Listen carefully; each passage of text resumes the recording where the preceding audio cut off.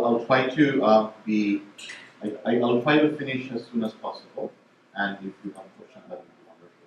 So the thing is, if you see the title, the social media and monetary politics, the villain, the ugly, the zombies, and the villains.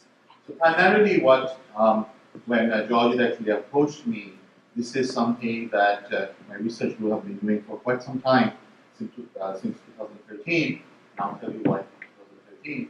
So our observation through those last 5 years is that primarily there are like three kind of stakeholders that we can look into. All these stakeholders can be fall into three different categories. So when we talk about Bangladesh, it's kind of we're like this. What did I say? Like the third child in the subcontinent. We are kind of pushed around like the big brothers and Pakistan does all the things. India is there, and we are not exotic like Bhutan or Nepal. So it's kind of like we seek attention, and most of the time we don't get it. And in some cases that's good, but in some cases that's actually a learning, especially when it comes to social media.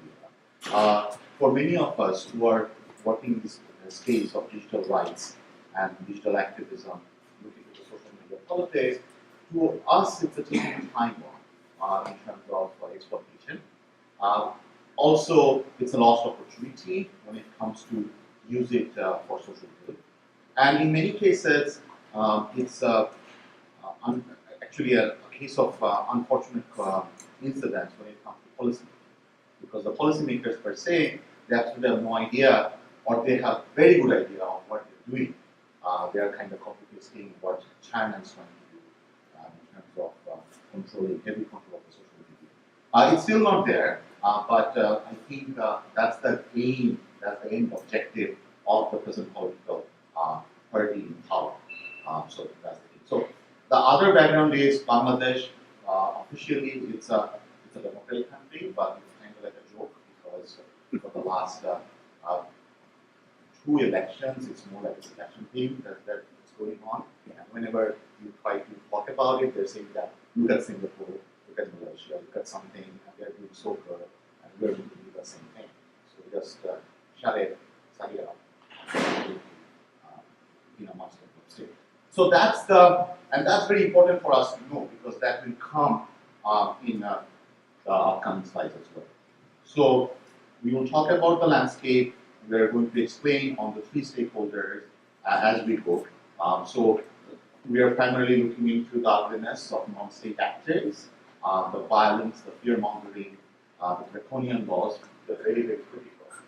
At the same time, the zombies, the politicians who are not utilizing social media at all. They are coming up with very hard laws, but they're not using it or exploiting it per se. I'm not sure why they're not doing it, but then we have these Jedi Knights who are bypassing the real stream media. They are bypassing the status quo and the traditional political actors and doing some really good things. We'll talk about that. So what happened was we were looking into Shahbag movement. This was after our independence in 1971. This was the first time social media have been used to do social good in a massive scale. And hashtag Shahbag was there, especially using Facebook and then to some extent Twitter. So what was that all about? It was about war crime tribunal. So we had a very bloody birth of our nation and from Pakistan. So there was some prosecution going on with the collaborators. And there was a huge movement for justice. And the government did not realize at all the younger generation really was paying attention to the justice system and how things were moving along. And when they saw there are some well-documented war criminals, they were getting it easy. So they took, to some extent, they took the main streets, blocked it, and they were also being organized through the online activities. So during that time, when we were looking into it, this is one of the screenshots of our analysis when we looked into Shahbag from Twitter. So frankly speaking, Bengalis, we don't use Twitter, we talk a lot. We used to love to talk, and Twitter is not our thing. We do Facebook. But at the same time, Facebook, as you know, it's a kind of like a black box when it comes to analysis of different groups and whatnot. Twitter at the same time was something that people were picking up, and it was easier for us to do the analysis. But it also helped us to understand what's going on in Facebook as well. So what is the thing that is relevant to this conversation is none of these are the influencers, these are the broadcasters, these are the people who have been tweeted most of the time when it comes to Shabbat movement with that hashtag, and none of them are policymakers or politicians or not even from the regular people. These are the people who just sprang up. These are the common people that nobody heard about. They were the new generations of opinion makers. And they were also very much active in Facebook. We saw very high positive correlation between their activities. So that really struck us, like what's going on. And why the mainstream media is being reactive, why the politicians are doing catch-up games. So that helped us to, to have further queries on this issue. So very quickly, when it comes to Internet of Bangladesh, so there are different numbers you can see, but we are a country of 165 million right now, so 81.66 million they're using Internet. But at the same time, it's funny. Data can be so funny. So Internet users, based on different perspectives and sources, the numbers vary. It's from 80 to 30 million. But my observation, as we see, is around 50% of the population is actually connected. No matter who is connected, 30 million or something overwhelming, these are the people who are using social media. And all of them are using Facebook. So Facebook is a platform that, and it's a common phenomenon in many of the global south countries. So if you ask them, do you have internet, many of them would say no, but you have Facebook, and of course I have. So that's something very interesting, that's something very, to some extent, can be alarming, it can be very, there are opportunities there as well, whatever way you want to take it. And this is where the things can get more interesting.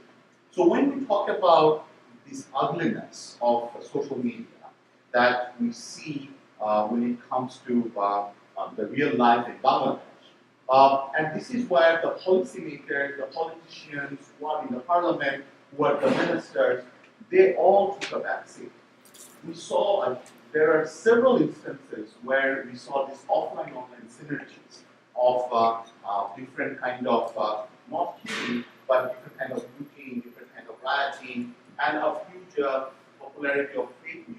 And in many cases, the ethnic minorities, the religious minorities, and the political opposites, they are the ones who are the victims. So the first incident was in Ramli.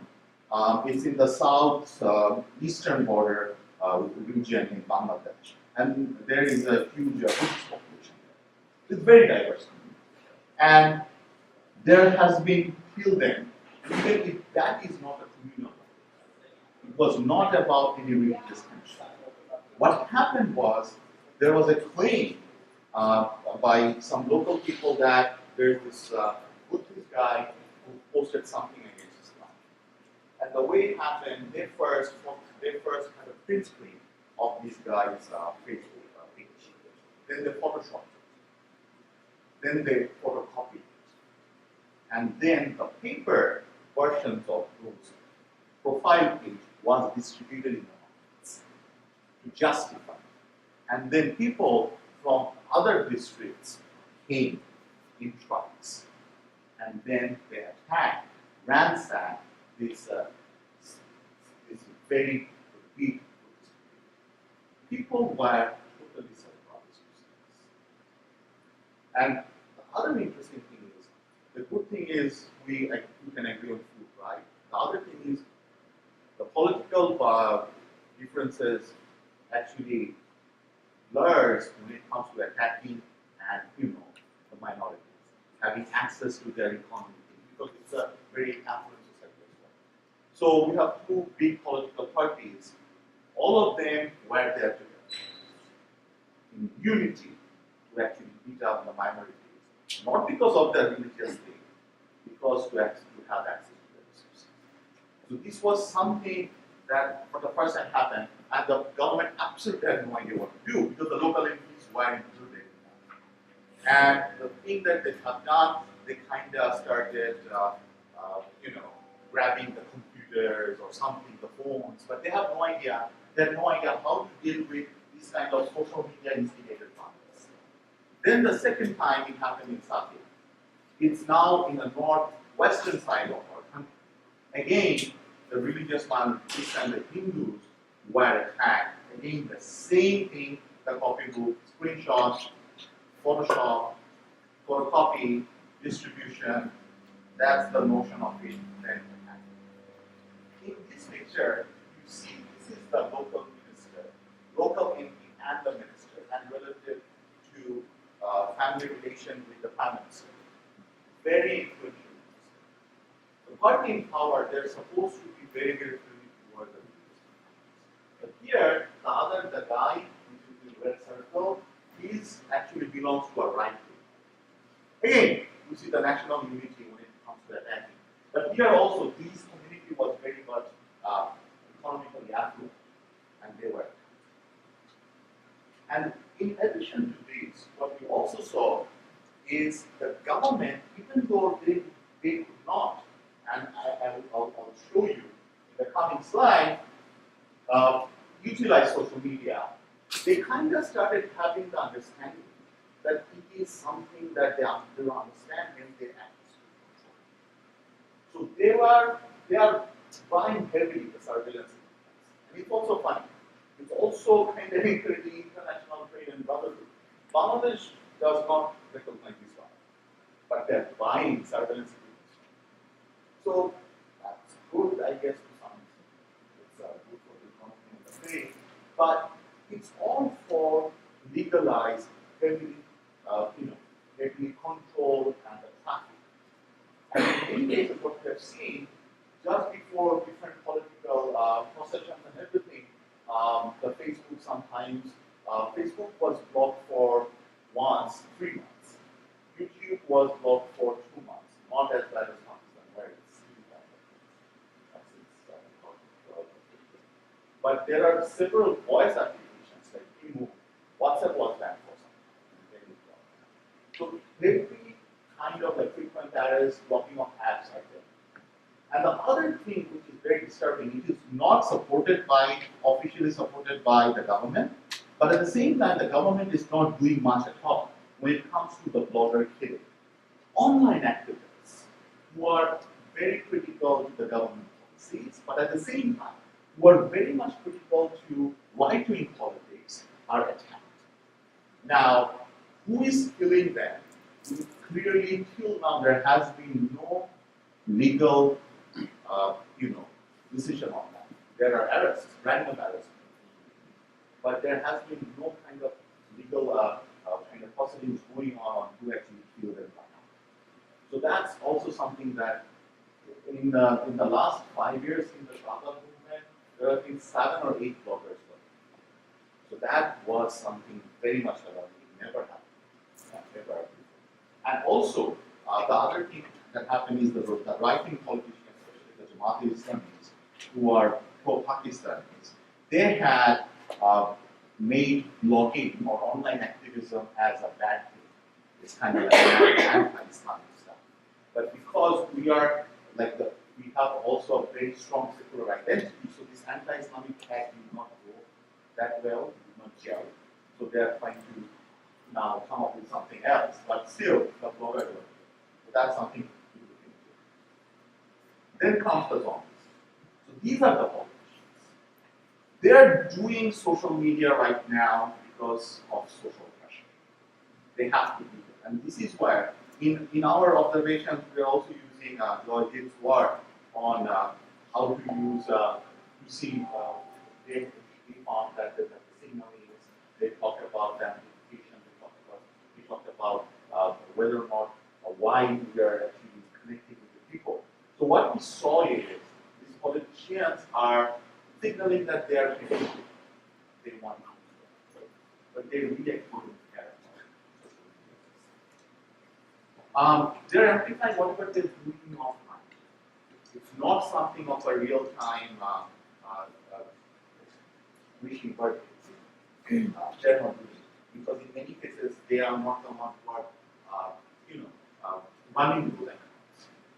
But it's there. It's kind of like a status symbol, but not for everyone. And when you look into this, in social media, is the cricketers who, in terms of the top 10, and then some of the movie stars or somebody else. I mean, top 20, there are a couple of people we absolutely have no idea. There are many new generations of online celebrities who are coming, who are making political statements, but do not have in the ground any kind of political consequence. So the heir apparent, the prince in the waiting, hopefully he's, I don't know whether his case will be like Charles, but so this guy is in the 13th place with 2.8 million followers. He's not an elected politician. He did not run for office. His only qualification till now, and because I'm saying it, and it's being videotaped, I'm not sure whether I can go back to now.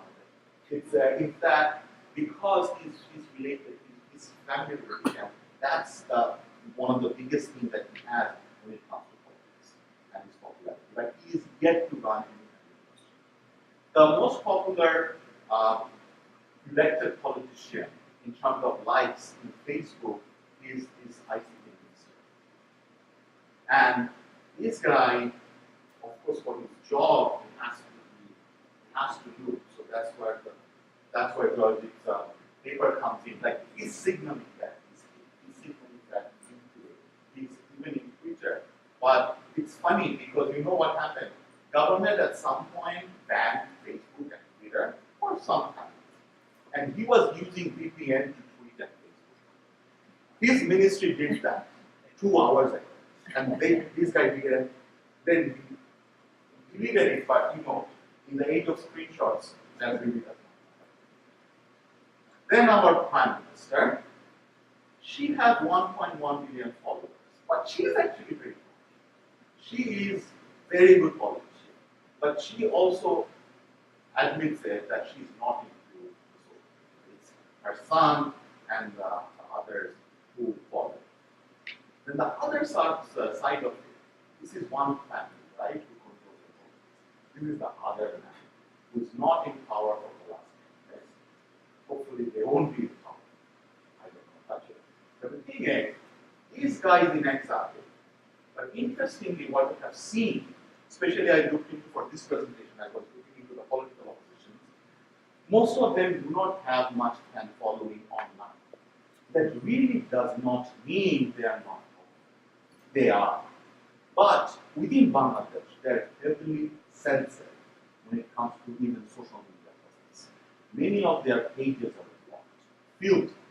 So what I'm seeing here is nearly a million, but I would say it's around in the ballpark with Shollywood Joy or the Prime Minister. But that's the thing.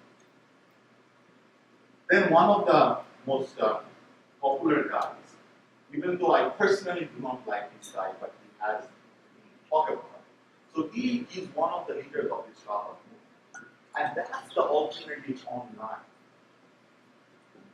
1.5 million followers there. He's a very much a divisive factor because he's also very critical about the government. The government wants to arrest him, but at the same time he says something good about the government is very good. So he's actually kind of banned from going outside the country. And he at some point he wanted to do something on Bangladeshi version of but we are kind of excited. We talked about it, but we didn't do much. So he has huge influence when it comes to different policy making. And Shahbaz was like this. So Shahbaz, our version of Tahrir Square, was a very interesting thing of online and offline. And the political movement that really gather steam and organize it are actually from the left side, more secular side. And they use social media to gather people there in that square.